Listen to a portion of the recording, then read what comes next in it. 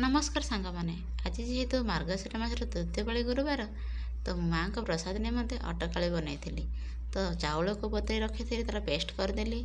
एपटे नड़िया को मध्य काटी रखी किसी अदा तेजपत्र 2टा गलीमर्च 5-6टी और बास्ना मु अलैच ये नहीं। तो चलते आरंभ करवा अटकाली।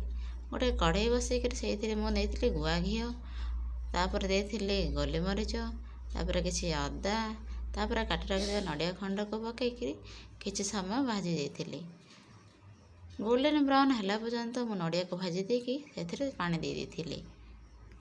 तापर पानी फुटिला परे स्वाद अनुसार लुण और आपण हिसाब से चीनी मते जी चीनी दरकार था मुझे पकई देती।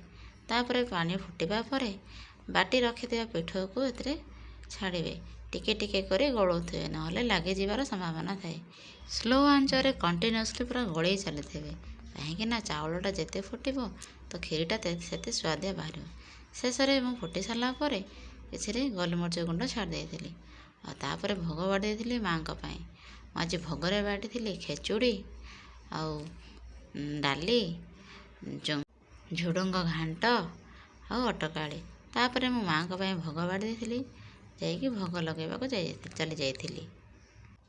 तापर लक्ष्मीनारायण को पानी छड़ी मु भोग समर्पण कर देती। तापर दूध चाउल टिके दे माँ को झुणा समर्पण कर।